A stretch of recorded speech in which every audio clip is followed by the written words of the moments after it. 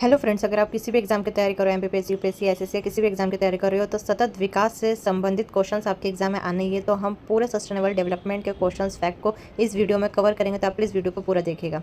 सतत विकास, sustainable development की मुख्य अवधारणा क्या है? तो इसका आंसर है भविष्य की पीढ़ियों की जरूरतों से समझौता किए बिना वर्तमान की आवश्यकताओं को पूरा करना है। और सतत विकास का अर्थ ही संसाधनों का इस तरह उपयोग करना है कि वे भविष्य के लिए भी बचा रहें। सतत विकास की परिभाषा पहली बार किस रिपोर्ट में दी गई थी? तो इसका आंसर है ब्रटलैंड रिपोर्ट। अप्रैल 1987 में WCED द्वारा प्रकाशित इस रिपोर्ट में पहली बार इसे परिभाषित किया गया था। संयुक्त राष्ट्र सतत विकास लक्ष्यों को कब से लागू किया गया है? तो यहाँ लागू करने की बात हो रही है 1 जनवरी 2016 से। 1 जनवरी 2015 को तो उसे लाया गया था, लेकिन 1 जनवरी 2016 से इसे लागू किया गया था। संयुक्त राष्ट्र ने आधिकारिक तौर पर इन लक्ष्यों को स्थिति से प्रभावी बनाया। वैश्विक स्तर पर कुल कितने सतत विकास लक्ष्य निर्धारित किए गए हैं? तो इसका आंसर है 17। कुल 17 प्रमुख लक्ष्यों को 2030 तक पूरा करने का संकल्प किया गया है। SDG लक्ष्य 2 का मुख्य उद्देश्य क्या है? तो फर्स्ट में तो गरीबी है, लेकिन सेकंड में है भुखमरी की समाप्ति। लक्ष्य 2 खाद्य सुरक्षा और भूख को समाप्त करने पर केंद्रित है। गुणवत्तापूर्ण शिक्षा किस SDG लक्ष्य के अंतर्गत आती है? तो गुणवत्तापूर्ण शिक्षा जो है वो लक्ष्य 4 पर आती है। लक्ष्य 4 जो है वो सभी के लिए समावेशी और समान शिक्षा सुनिश्चित करने के बारे में है।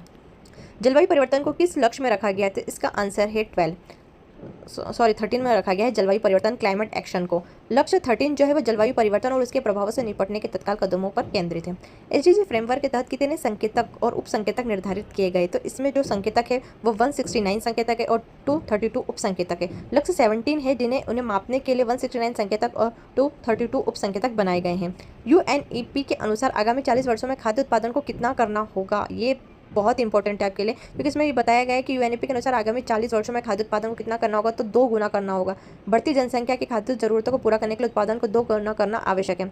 SDG लक्ष्य 17 का अर्थ क्या है? तो इसका अर्थ है लक्ष्यों की साझेदारी। ये अंतिम लक्ष्य है जो सभी देशों के बीच एक सहयोग पर जोर देता है। संयुक्त राष्ट्र के द्वारा वर्ष 2000 में कितने मिलेनियम डेवलपमेंट गोल्स निर्धारित किए गए थे? तो याद रखना 2000 की बात हो रही है। यहाँ 8 जो है मिलेनियम डेवलपमेंट गोल्स निर्धारित किए गए थे, जिसमें MDGCS के तहत गरीबी, शिक्षा, स्वास्थ्य से संबंधित कुल 8 अंतर्राष्ट्रीय लक्ष्य रखे गए थे। जोहान्सबर्ग सम्मेलन 2002, जिसे Rio+10 भी कहा जाता है, का मुख्य उद्देश्य क्या है? तो इसका आंसर है सतत विकास। इस सम्मेलन का प्राथमिक उद्देश्य रियो सम्मेलन के 10 साल बाद सतत विकास की समीक्षा करना था। सतत विकास के मूलभूत विचारों में अनुकूलनशीलता से क्या तात्पर्य है? इसका आंसर है विकास योजनाओं को लचीला बनाना ताकि संकटों का सामना किया जा सके। अनुकूलनशीलता का अर्थ है बदलती परिस्थितियों के अनुसार योजनाओं को ढालना।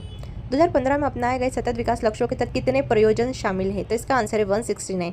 17 मुख्य लक्ष्यों को प्राप्त करने के लिए 169 विशिष्ट प्रयोजन टारगेट निर्धारित किए गए।